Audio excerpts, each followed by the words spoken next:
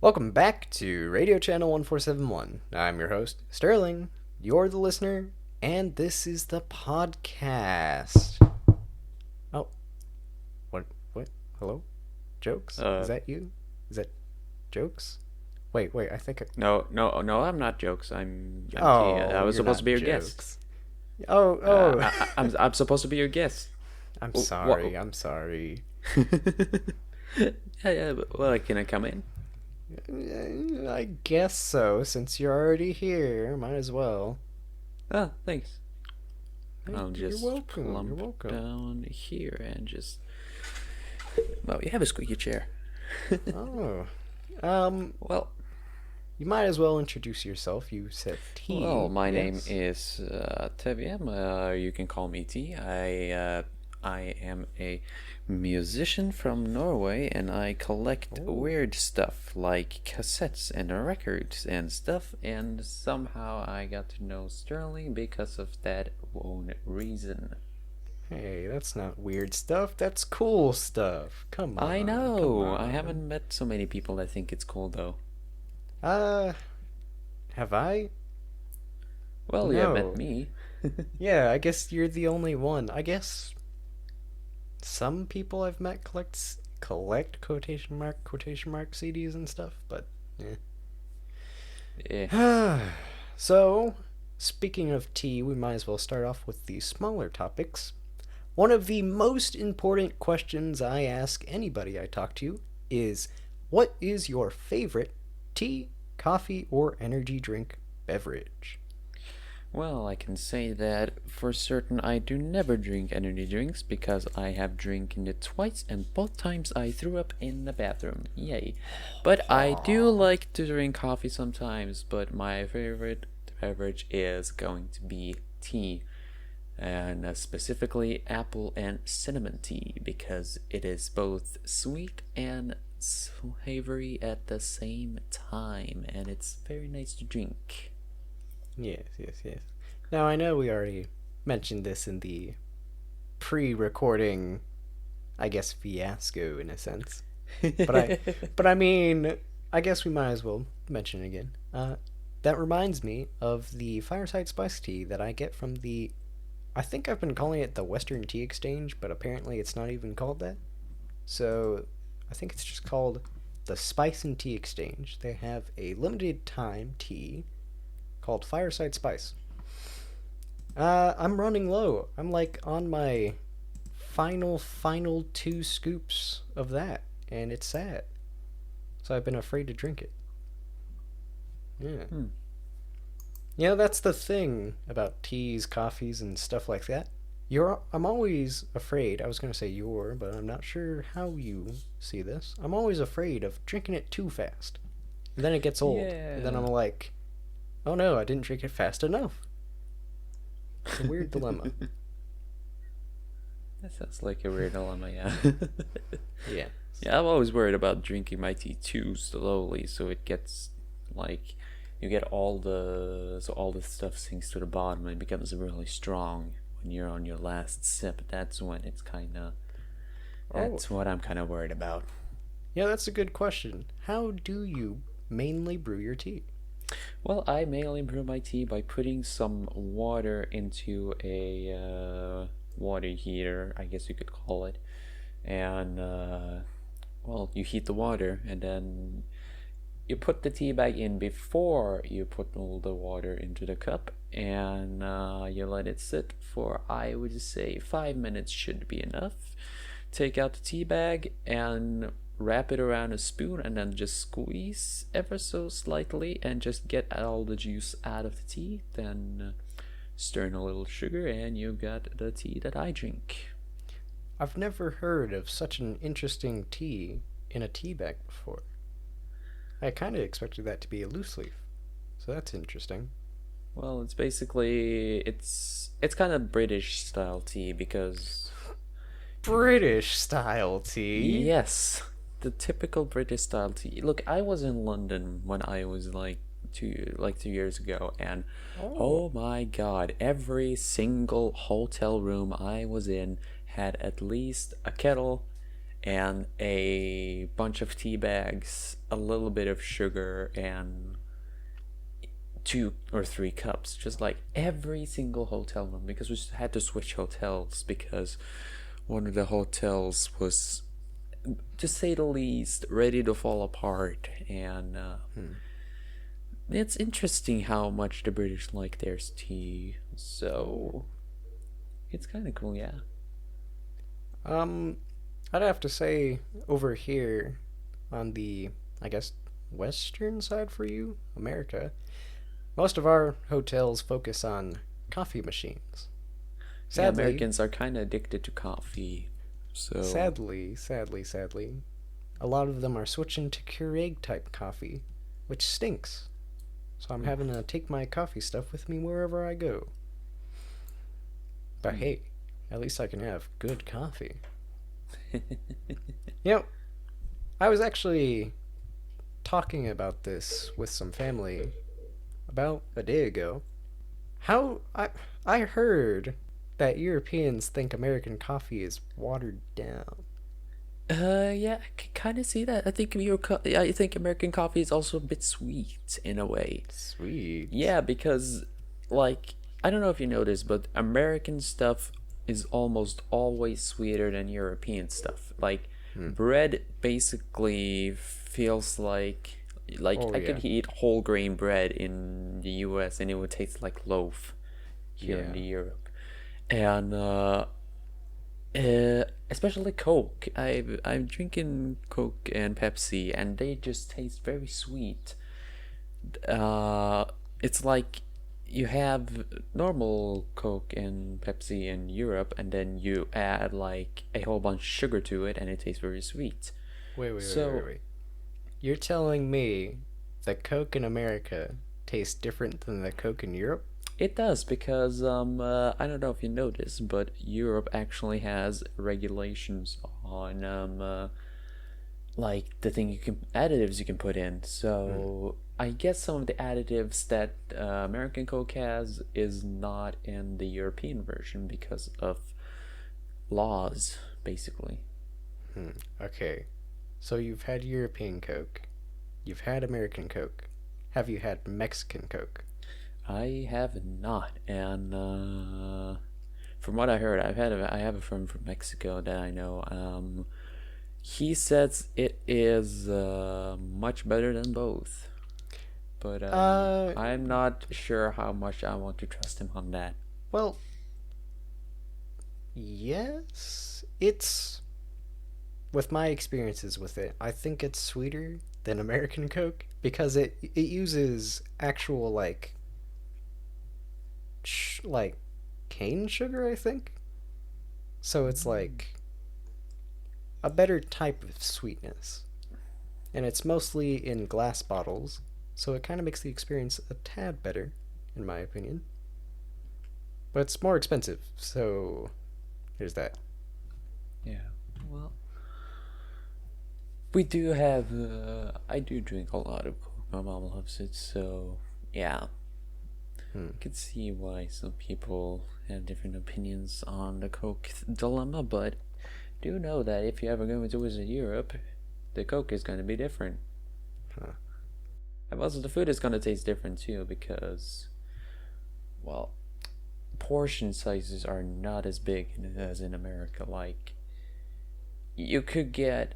My mom has been to America once. She was in okay. She was in New York, I think. Yeah, and she got a huge pizza for just like $10, and she was like, "I could never eat this all on my own."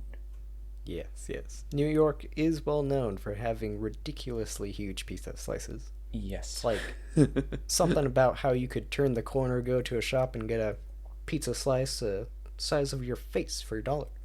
Something like that. Sadly, I've never had New York pizza or Chicago deep dish, which looks interesting. Yeah, we have a nice pizza restaurant here where I live, where it is they've gone to the U.S. and they've seen how they do it, and they brought it back, and it is delicious, the pizza they Ooh. make there. So it's kind of like I would say, well, they do it really well, but it's kind of expensive. Like you can get a 12-inch pizza for maybe, if you're lucky, a little over $20. Oh, oof. Wow. But then again, most of the things in Norway are expensive, so Over here, you can get like a single topping pizza for like $5. that Full is size pizza. ridiculous. Yes. This actually brings me back to a thing I mentioned on a past guest episode comparing Domino's prices from US to UK. The, I think the price was so different for the same price as one, what was it, small or medium pizza in the UK. You could get like 2.5 pizzas in the US. You want to know how much a small margarita, like the smallest size margarita pizza costs here in Norway in Domino's? Yeah. $4. $4. Huh. That is probably a lot more expensive. You can probably get a small margarita pizza from Domino's in the US for $1, I think. I'm actually not even sure US Domino's have that. Well, we have the Domino's closest to me has 3 sizes. It's like small, Domino's medium, and large size pieces. So margarita pizza. What is margarita I pizza? think it's a Domino's. UK thing, but I don't know if they It's have it in really- the US too.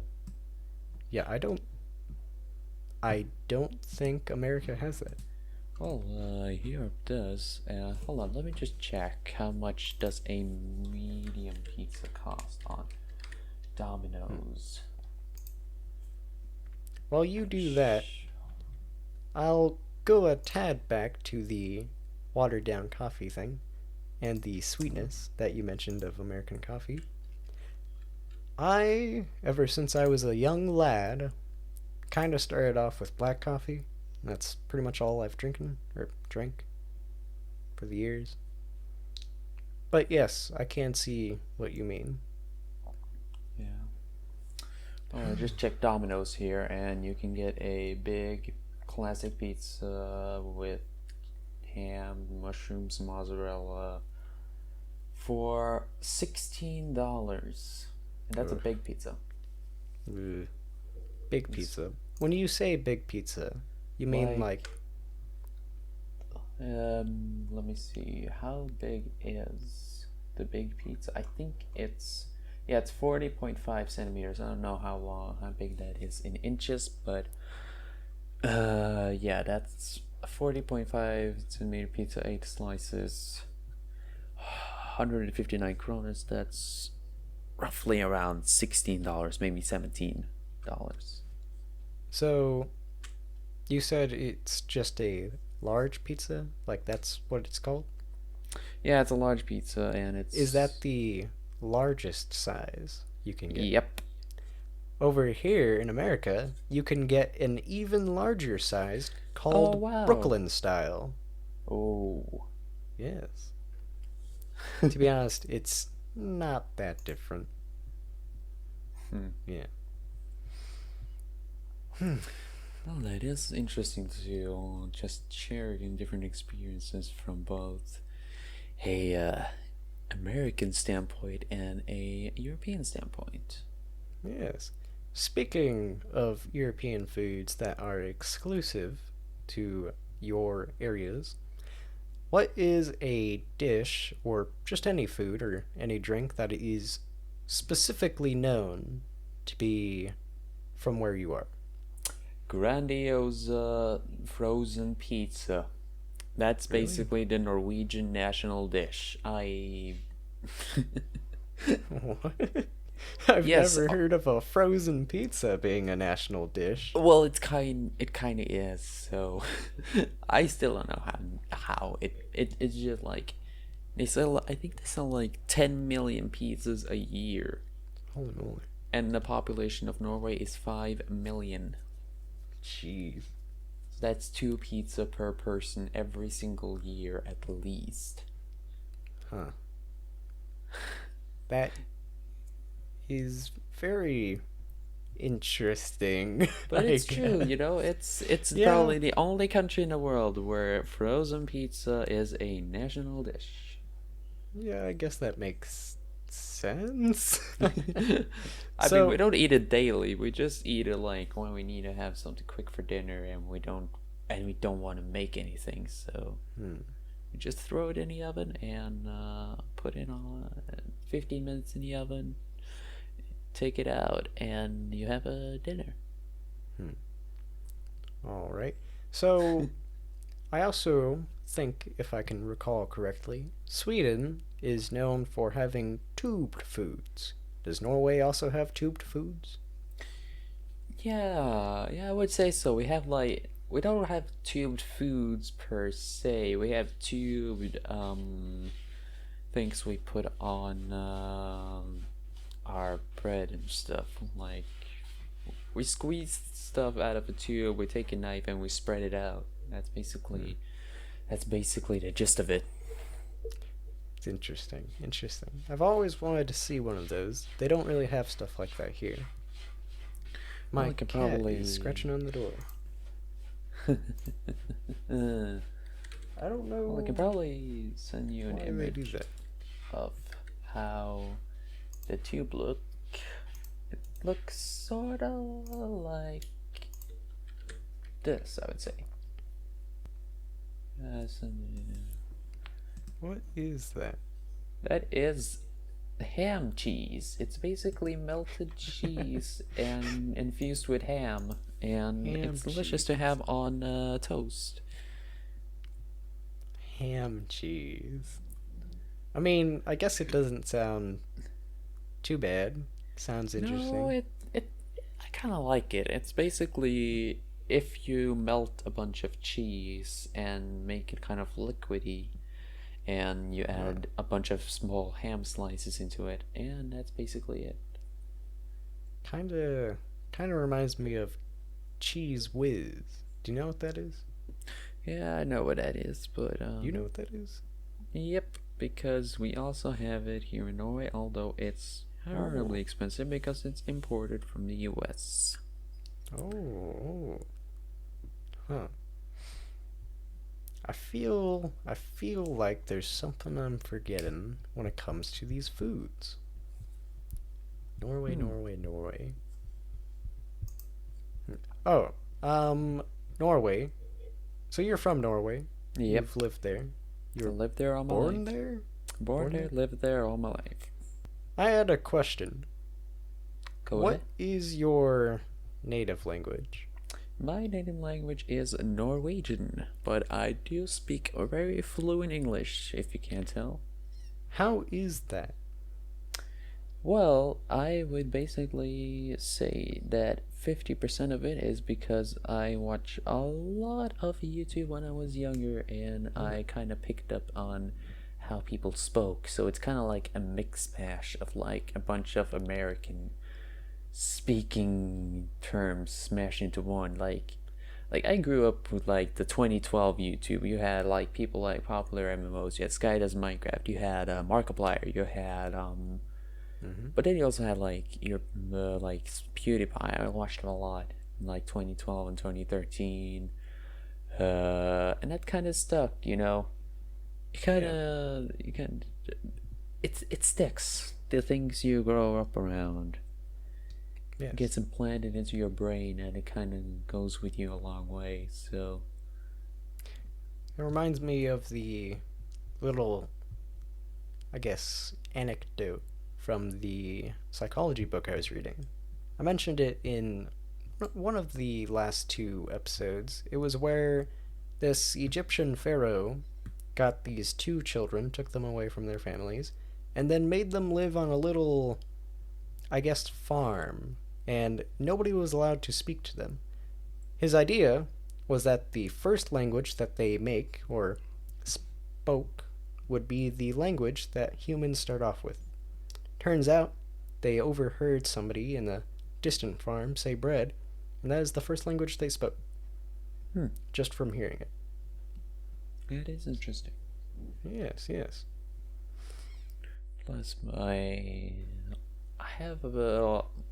I do have a bit of foreign. My mom has been How would I describe this? My mom's side has been very like moving around. Like my three of my uncles were born in Belgium, and one of my uncles is technically Canadian. So What? yes, my mom used to live in Canada for a few years, but then they moved back to Norway in the 80s. So, I've always wanted to try this. Can you do your best American accent? Well, it depends where in America you want me to speak. There you go. That's what I was looking for. I was looking for what you said because I've always wondered what Europeans thought of American accents. Because I've always seen tiny clips on YouTube and they always go straight to the southern accent. So it's like eggs and bacon, stuff like that. Well, you might be familiar with that. You live in Texas, right?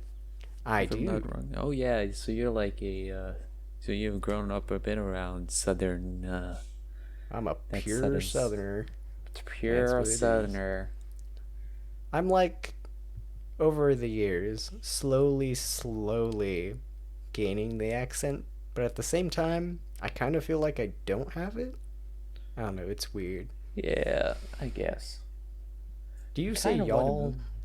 y'all? I don't personally, but ever You don't. since I have been, because surprisingly enough, I know a lot of Texans. Like half of the Oh, friends I know from the U.S. are Texans. Like that's just how it is. it is a huge state. It is a huge state. It has like last time I checked, it had like how many people? Like at I least have no 50 idea. million or something. Yeah, 50 million. I have no idea. Oh, fun fact? No. Pop quiz. What is Ooh, the state motto for Texas? I have Or slogan? absolutely no idea. It's friendship, I believe. That sounds kind of weird That's what a considering lot the of state's people here in the history. States think too. State motto. A lot of Texans don't even know that. Yep, it's friendship. It, That sounds kind of weird considering the state's history. yes. But actually, I don't know. What do you know about the state history? Well, all I know is that it was acquired. I don't know a lot about the history, but I do know Texas was acquired by after a war with Mexico, and then they seceded the Union. Then there was the Jim Crow era, and then my dad decides to vacuum right outside my room. That's always a nice thing to do. It is. So the story of Texas is that a Mexico, because they were having, I don't remember what type of issue, but they were selling land for very cheap because I think they wanted to get more diversity. They wanted to Maybe. get something. So a bunch of people from America moved to the Texas area because it wasn't known as Texas at the time. And they were all Mm. like, "We'll buy your land." And Mexico was all like, "All right, but you have to become Mexican citizens." And they were all like, "Yeah, we'll become Mexican citizens." So basically, they were kind of like, "We'll become Mexican citizens, but we're also mostly going to be typical Americans." Like, so they basically made their own colony without doing that. Hmm. And it just kind of got to the point to where they were all like, okay, this is ours now. And so then that's how Texas basically started. Oh, interesting. Yeah. So actually, Texas was its own country at one point. Yeah, I think I heard of that. Yeah. So was Okay. California. Yeah, Yeah. interesting. Hmm. We're doing pretty good on time. Do you have any topics or questions? Yes, I do, because I know you are a big fan of cassettes, if I have heard correctly. Yes, cassettes are my thing, but apparently you have quite a larger collection than I do. I would say so. Yeah, I have somewhere around. Last time I checked, I think it was 200 to 300 cassettes in my collection. Yes, I have 24-ish. So, Yeah, and I would say about a third of them are like blanks that you can record on, and then the other 2/3 are pre-recorded from mostly the 80s, but also from the 90s. So even from some 70s. so before we started recording, you did this thing where you unboxed a package live, kinda. Might as well talk about what that was. Well, yeah, I just received a package that I had ordered a few days ago. So it was a package with 3 items in it. The first item was a package of 100 protective record sleeves for 7-inch records. The second thing was a CD with the Cars debut album, and the third thing was a 180-gram remastering of Prince's Purple Rain, Yes, which yes, is yes, very yes. fun to have. My collection keeps growing. I do have a lot of records too. Last time I checked, hold up, I have it all documented. So You have it documented? yes, because I have the Discogs. I don't know if you've heard of it, but Oh, Discogs. That's actually. You are the third person I know of that has over 200 cassettes in their collection. And all yes. of these three people, including you, also do Discogs. So it's very interesting. Well, it's nice I'm to not. keep. Well, it's a nice way to keep your collection like sorted, so you can just search up something and just, oh yeah, that's where it is.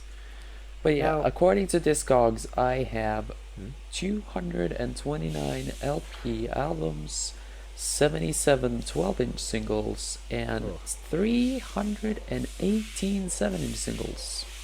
Oh.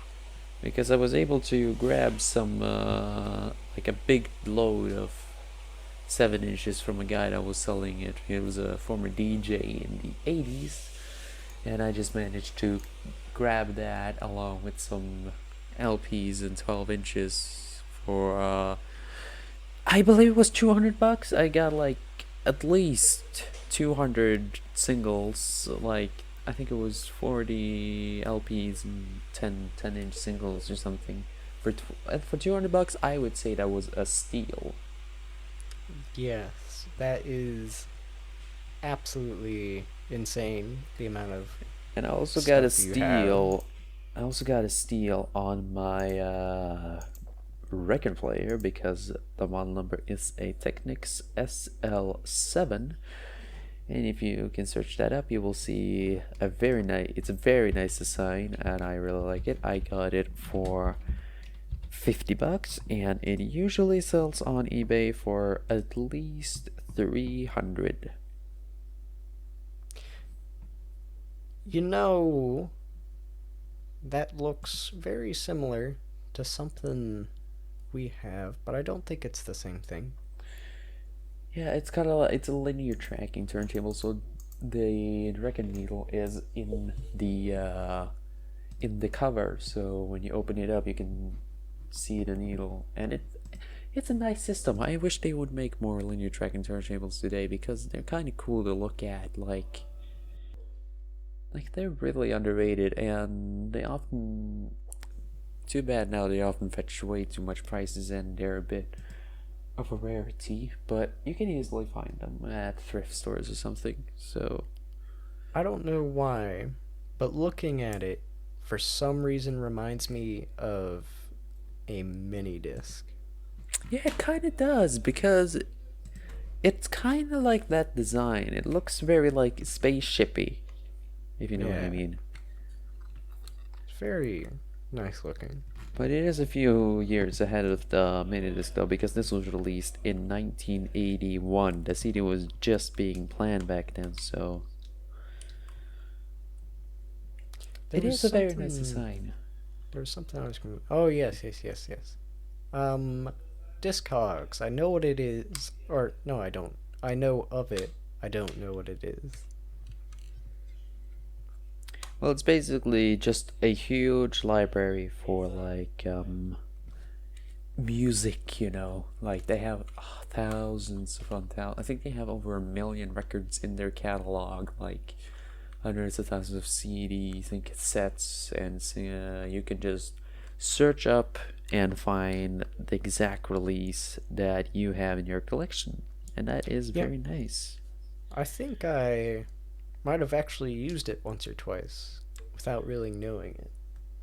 Yeah, that might happen because it's a very nice tool to use when you're trying to figure out if your release is an original or a reissue. So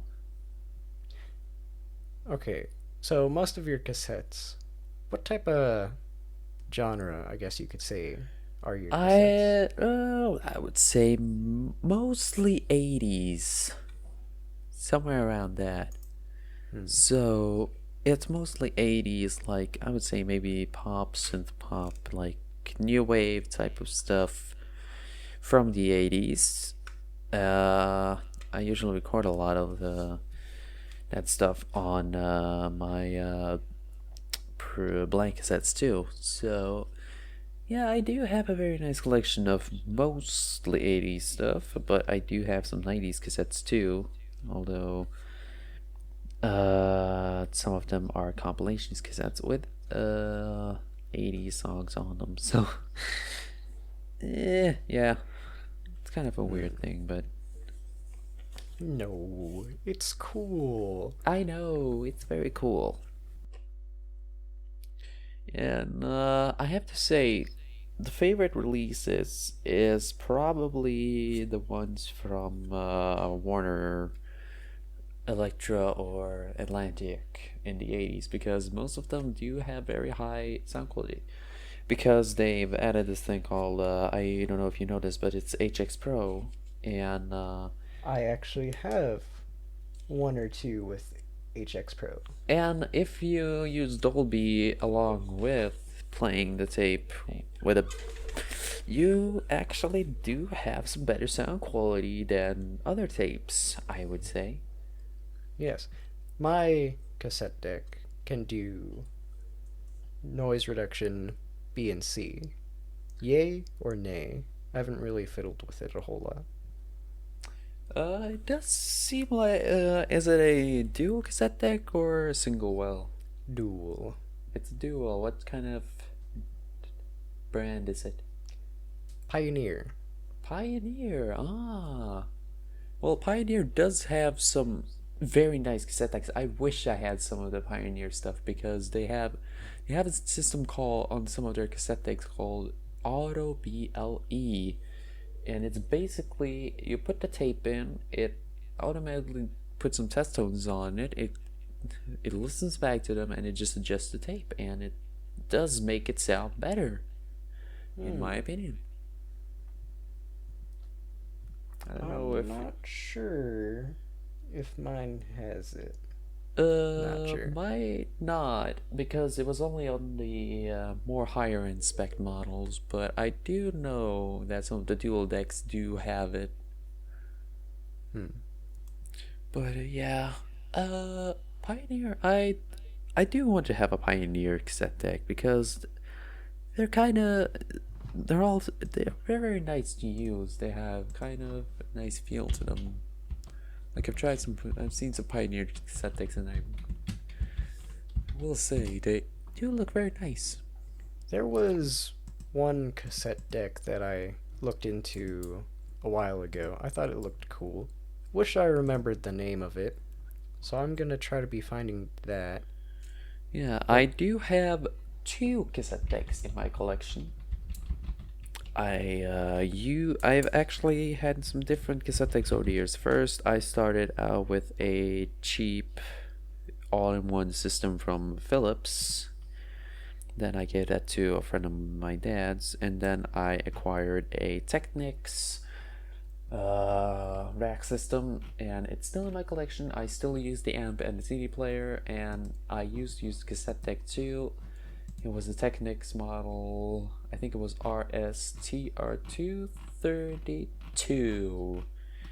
It was mid-range deck, and it worked absolutely fine for the things I used it for. Only problem was that the first deck just stopped playing tapes, or rather, it just ate everything I put into it. I've always feared that. And the second deck just didn't want to play in forward motion, and it would only play in reverse. If I played it in forward, it would all just eat the tape, while if I played it in reverse, it would just work fine. So I guess it's a belt issue, but I didn't want to waste my time trying to maybe ruin it, because I'm not that good at maintenance in cassette decks. So my uncle reached out and he said, "Hey, I have a cassette deck. I don't know if it works properly, so I'm just gonna send it to you," because that's what he kind of does. And I received a Denon 3-head deck from the mid-90s. It worked for me a long time. It was a workhorse for me. It was very nice. And then it just it didn't stop working, but it started producing a very harsh noise when I was trying to either play or record it. So it's kind of like this very squeaking noise, and I hated it, and I sold it for a decent price. So then I was left with, what do I do now? So this Christmas I went on eBay and I saw some guy in Poland that was selling cassette decks, and it was a Kenwood, also a 3-head deck, closed loop dual caps and all that stuff. Bought it, and unfortunately it got damaged in shipping, so the line inputs doesn't work properly, which I still mad about it, but I can't really do anything because I don't know how to fix it. But yeah, so that's just kind of been a playback deck recently. But I do have a recording deck, and that is a Denon DRM 800. It is a very nice model. It's a bit step up from the Denon I had, and it does record nicely. It has a cassette stabilizer mechanism, which I think is something worse cassette deck should have. And yeah, it works nice. You can even adjust the buys on it, so you can record on more tapes, like some of the Chrome tapes, for example. You can adjust the buys to get it perfectly, because I don't know if you record it on some of the Chrome tapes, because some of them for some reason they have different formulas. So some, like the ones from TDK, Maxell, Sony, they have like this like ferro cobalt coating to them, while some of the others, like by BASF, that's like pure chrome. And I've learned that you can actually smell if it is a pure chrome or a ferro cobalt by just smelling the tape, because if you smell a pure chrome, it kind of smells like Crayolas. So that is an interesting anecdote. I have a bit of a tendency to just go on big ramblings for way too long. Fine. So, but I was meaning to ask, because I was interested. What type of cassettes do you use primarily?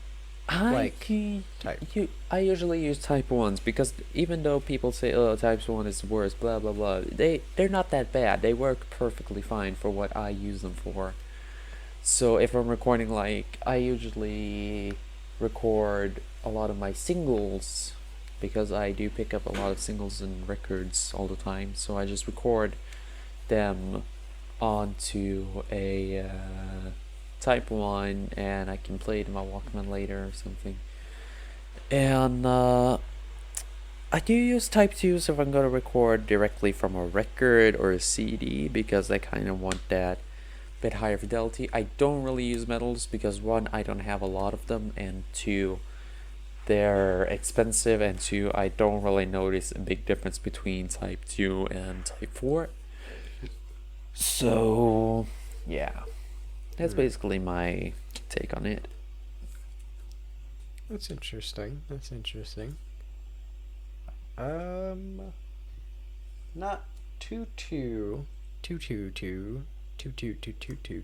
not too sure. What else? Oh, Walkmans. You said you wanted to talk about that too. Yes, I do have a lot of them in my collection. I have collected some over the past year or so. So I do have, right now I have 4 Walkmans in my collection. The first one I acquired was I do technically have 5, but I'll talk about that later. The first one is a WMFX551. It's a sports Walkman from the 80s, which I am very happy to have. A sport Walkman is the only Walkman I have that plays cassettes. Well, nice. I have an original Sony one. It has an FM radio. It's auto reverse. So,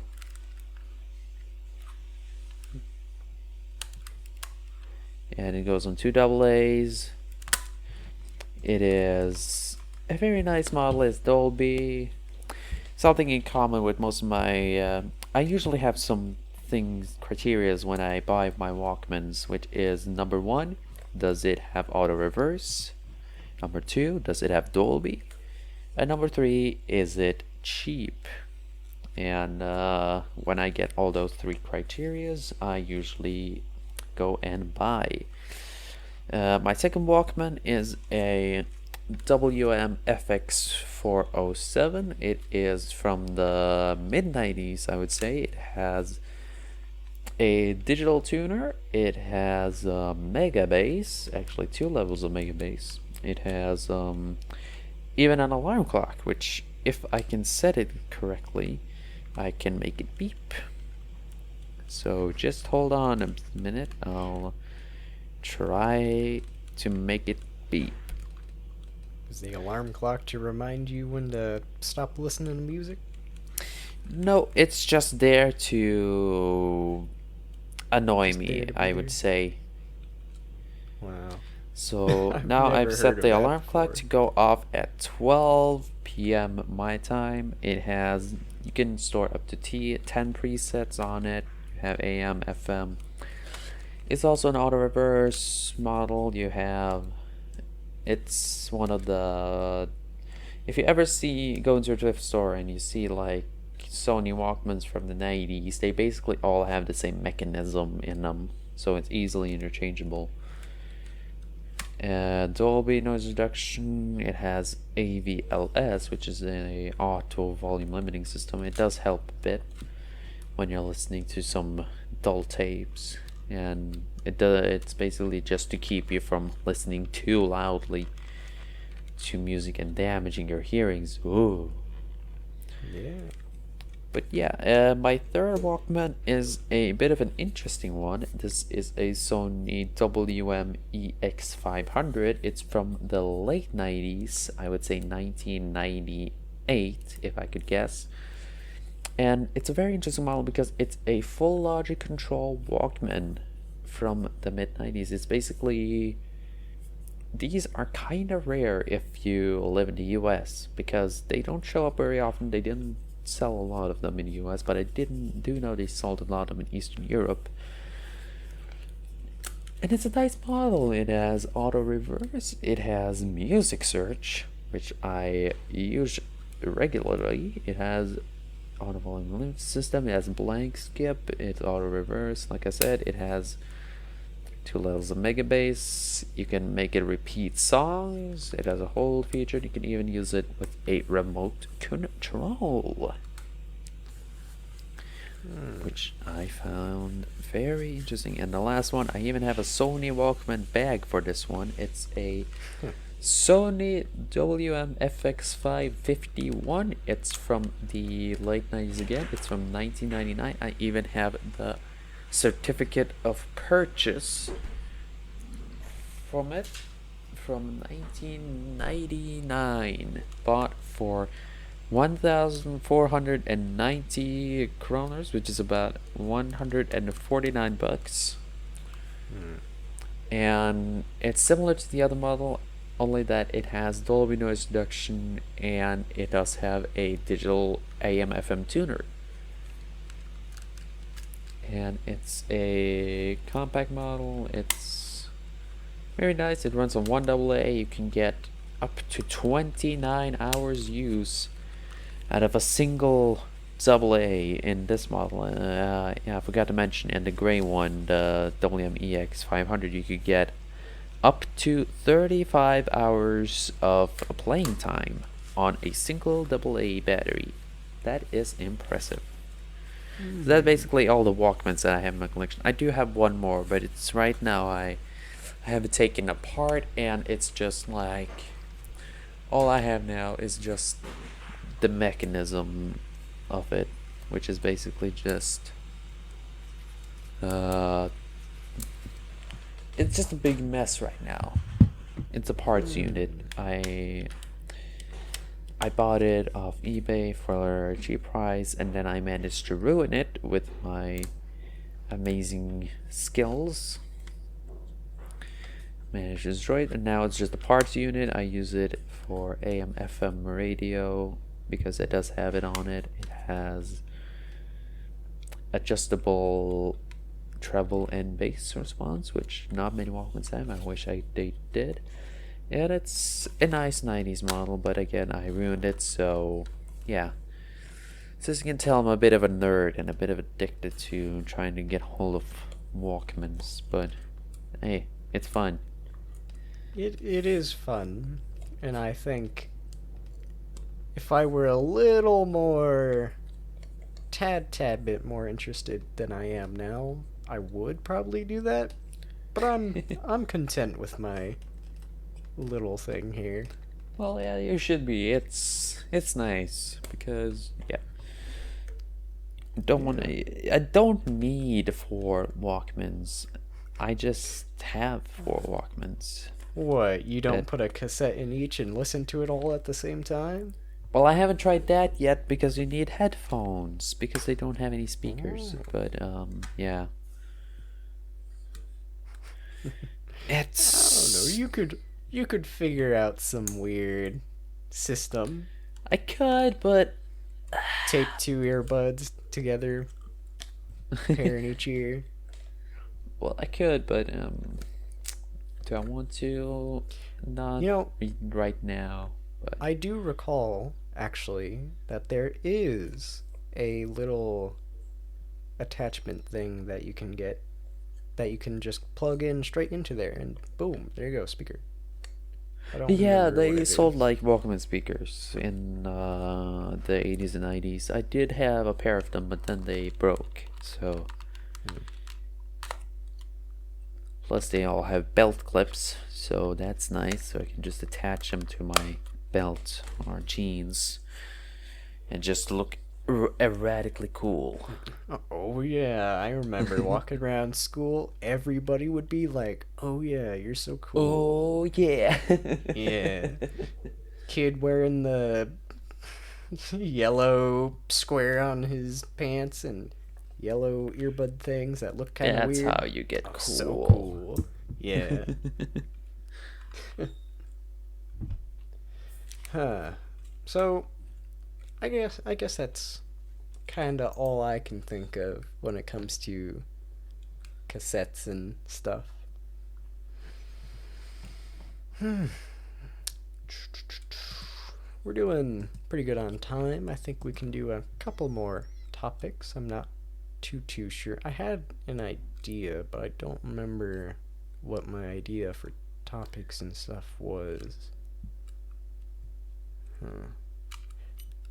Did you prepare any questions? Yeah, and here is my Walkman's alarm going off. Oh. Time flies. It's weak. You can't really hear it, but it is Oh, I heard nice. it. It's funny to use. Yeah, I have one little thing also to add. I am a musician. I do use a lot of music stuff. I am taking music classes right now. I am a music producer. I do produce my own music, and I do plan to get some released at least by the end of this year, Oh. which is You know, very exciting. that actually reminds me of a question I was going to ask you. Ooh. What is your microphone? My microphone is a cheap Chinese knockoff of something I bought for I think $30, including a pop filter, and it's just a whole microphone set that I got for $30. I don't know if you've noticed, but the microphone is broken. So if I touch it like this, yeah, Yeah. it's not grounded properly, and I can't figure out how to do it. So, I'm assuming it is XLR? It is XLR, and I do have a sound card, and I plug into it on my computer that I use regularly. So yeah, That's nice. That's nice. yeah. Ooh. Yeah, I'm getting a bit tired too. Yeah, I can't really remember any of the other topics I was gonna talk about. Oh, actually, yes. How did you even find my podcast? That's interesting. That is a bit interesting, yeah, because well, I do remember posting about my Walkman adventure and you commenting a bit about it, and yeah, I mean, I just randomly like to check on people's profiles on Discord, and sometimes they have a YouTube link, and I'll just check that out, and yeah, I just like the content you put out. It's nice, chill podcast, just talking. Yes. And then I also saw you were doing the AG thing with talking about AG's podcast. So let me talk about that real quick. I saw that not but a couple days ago, and let me tell you, that episode definitely is not the best first impression episode. So I do find it interesting that AG selected that episode. I guess it did have his name in it, but not too sure. Yeah, and then also the videos I did with Pocket Fox, and yes. Do you know of Pocket Fox? I do know of them, but I haven't watched them a lot. I do remember seeing some of their ASMR stuff, but that's about it. Yes, Pocket Fox. Pocket Fox is a furry ASMR artist, a niche kind of sub thing of ASMR, and for a good long time, Pocket Fox wasn't really uploading anything, but for these past 2 months, he's actually been on a pretty decent schedule. So that's interesting. Well, that's nice. So yes, there was a 5-month time span between one of his episodes. Interesting. Yeah, I'm not really into that ASMR. I'm not really into ASMR kind of things, but I do listening to some of it. Do have kind of very set on what I want to listen to, though. Not like I don't really listen to everything. I just listen to the things I know I will like. So yeah, makes sense. AG. I do wonder. It does interest me. How did you find AG's server? That is a very funny story, actually, because we met on Omegle of all places. That is very, very, very interesting. No, I can explain. We were both on this like furry Omegle event that is still being hosted, by the way, and I met some nice people from there. And we randomly stumbled upon each other, and we kind of became friends that way. And we talked for a while, and then he said, and just asked, "Hey, do you have a Discord?" And he said, "Yeah, I have a Discord server if you want to join." And I said, "Sure." I was a bit shy at first, but I did come around and start talking a bit more, which I joined back in August, and I have become one of the regulars now to talk in that server. Yes, that is true. Huh. And I have met some nice people there. Like I met a girl that was on the Omegle event too, and I didn't really get to know her. But then she randomly met AG, and then I said, "Oh, I know her," and she got invited to the server too. And now we are good friends. That's very interesting. I've never heard of somebody finding a Discord server through Omegle before, so Well, now we have. that's still interesting. But Yeah. sounds like everything worked out. It did, and I really like it here. I even got to invite some of my friends from another Discord server that I've been in for a long time now. So yeah.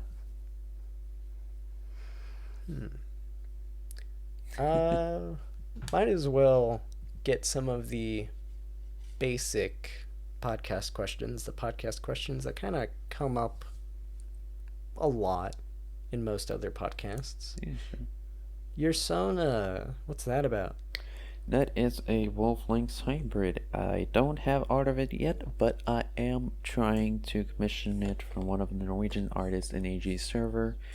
We tried to work before, but we didn't really have time, so we're gonna try and do it now. And unfortunately, because of my absence of PayPal, I can't really get a lot of art of him, which is a shame because I would really like to have some art. I really have planned to commission a piece with one of my best friends in it. He's also in AG server, and yeah, it's been a long time I'm coming. It's just postponing and not getting anything for like, I'd say maybe months. Like I've had the plan on what to do with him and how to draw him for months, but I haven't done anything because, well, I'm just procrastinating all the time.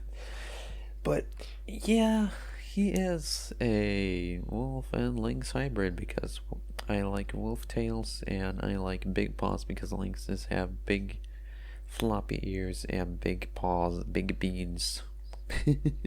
Beans And are I good. do like wolf tails and their kind of bodies, so it's kind of been of a mashup, but yeah.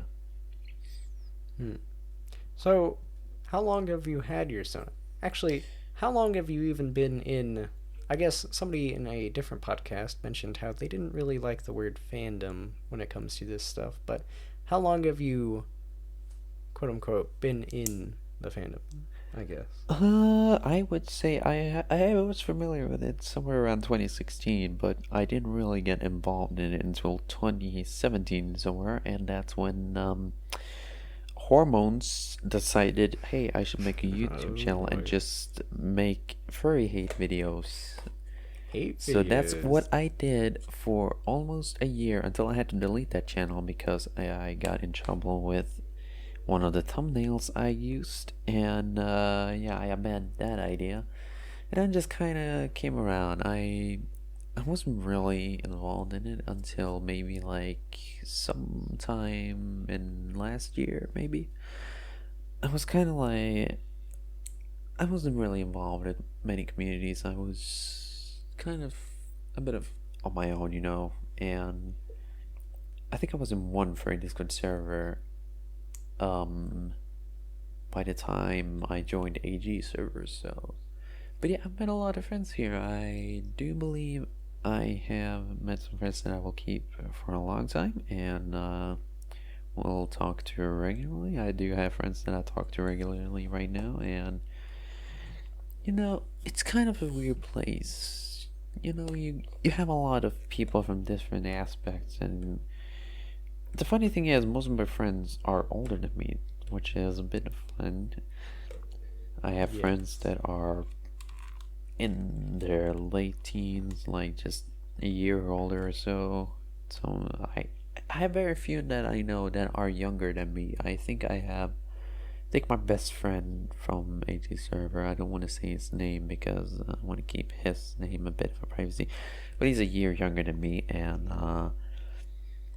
yeah, I do have friends that are over 30, and I don't really mind that because to my eyes, age doesn't really matter because there's a lot of age discrimination in the fandom. Like, people don't like people that are over 30 and think they're old, and just like, no, they're absolutely fine to be around. I don't mind it at all.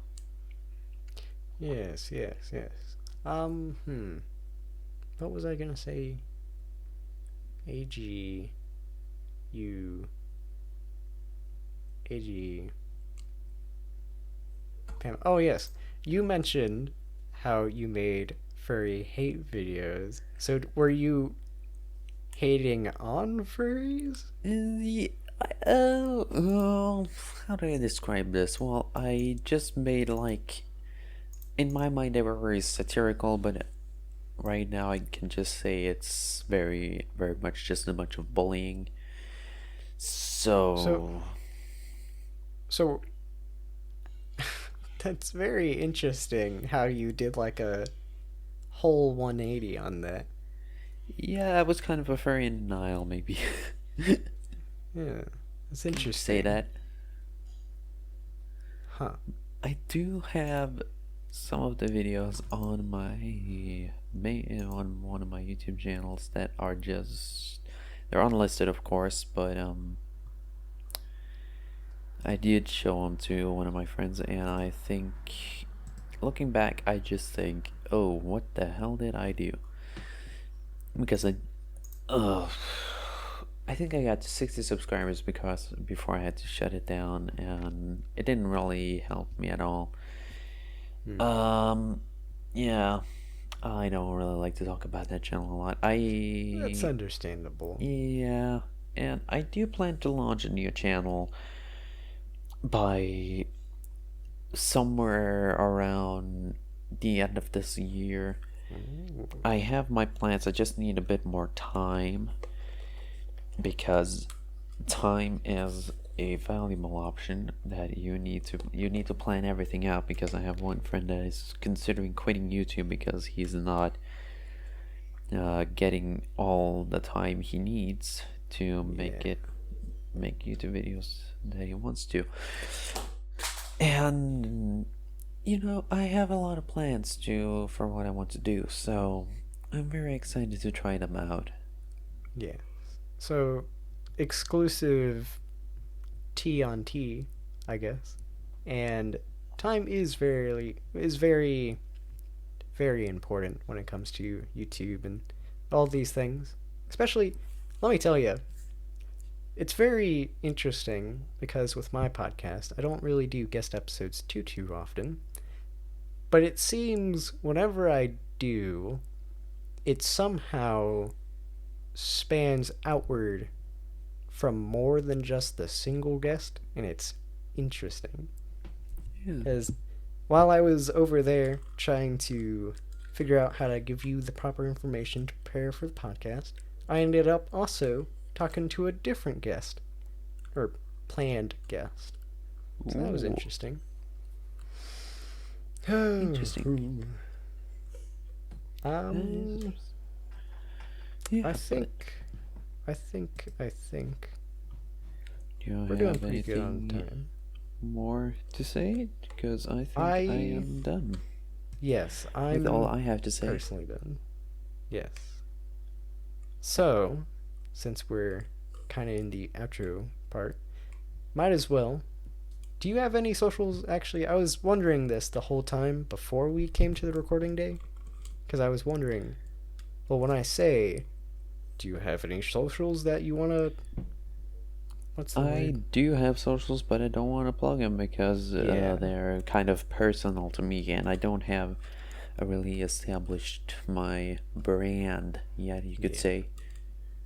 That's what I was kind of expecting when I But did a little deep dive on you.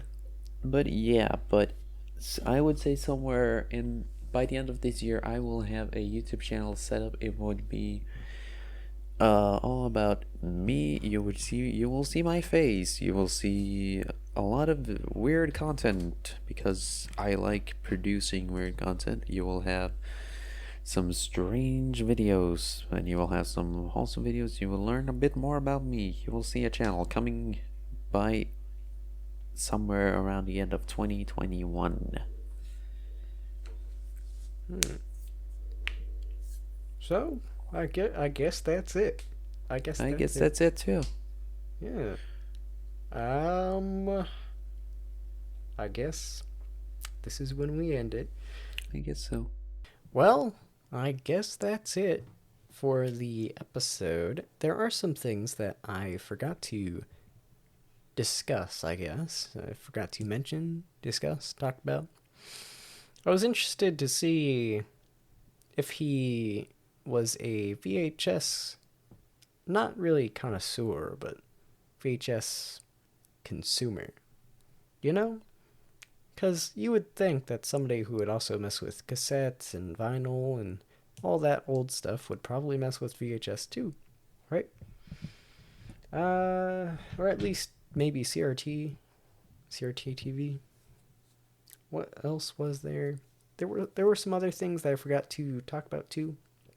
Uh, I wanted to mention beans on toast because, as people might know, America doesn't have that. That's not. I mean, we do, but like we don't.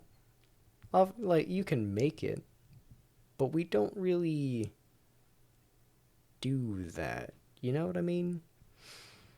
It's not as popular here, pretty much at all, actually, as it is in Europe.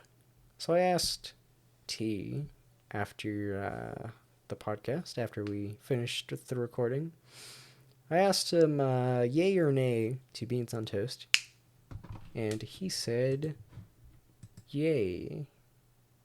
Yes, he said that sounds like a yay to me. So there's that.